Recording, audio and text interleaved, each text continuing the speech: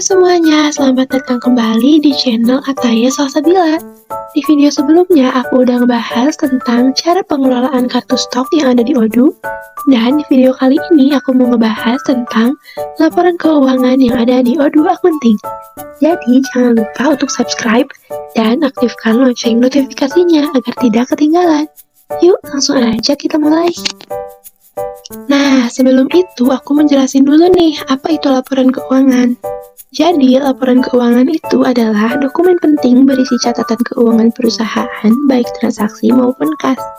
Pembuatan laporan keuangan perusahaan itu dilakukan dalam periode tertentu.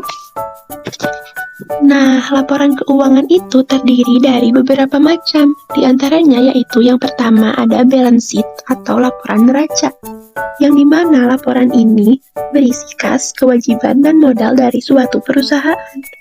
Lalu yang kedua ada profit and loss atau laporan laba rugi, di mana laporan ini berisi pendapatan dan beban dari suatu perusahaan.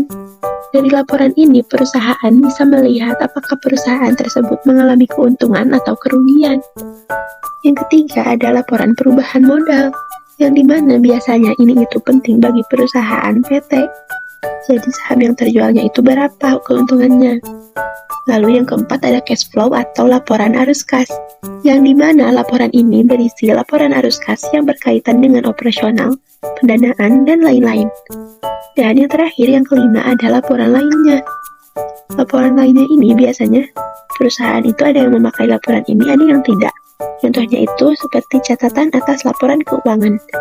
Biasanya yang menggunakan catatan ini adalah laporan keuangan yang sudah diaudit oleh konsultan akunting. Biasanya perusahaan ini adalah jenis perusahaan yang terbuka. Nah, bagaimana sih cara melihat laporan keuangan pada Odoo Accounting?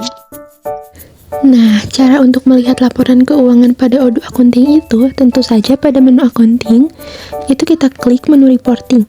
Di situ terdapat laporan-laporan keuangan yang dapat kita akses. Namun, yang muncul di sini itu hanya ada dua, yaitu balance sheet dan profit and loss.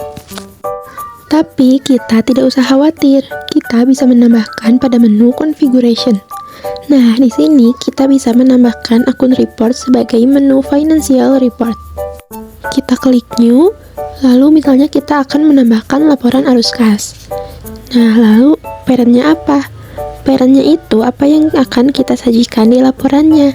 Misalnya itu laporan arus kas pastinya berisi kas kan. Kemudian jika sudah klik save dan nanti akan muncul di menu reporting. Nah, bagaimana sih cara melihat laporan keuangannya itu? Misalnya itu kita akan melihat balance sheet. Nah, kita hanya tinggal merubah saja. Misalnya dari tanggal berapa kita melihat laporannya. Misalnya kita akan melihat per tahun. Kita ubah dari awal bulan sampai dengan akhir bulan. Nah, jurnal yang disajikannya itu apa? Jadi, di Odoo Accounting ini bisa menyesuaikan laporan sesuai jurnal-jurnal yang kita import. Misalnya ini semua jurnalnya. Kemudian kita klik print. Nah, kita bisa mereview laporan keuangan yang sudah tersajikan. Untuk melihat laporan keuangan yang lainnya juga sama, caranya seperti itu, disesuaikan dengan kebutuhan perusahaan.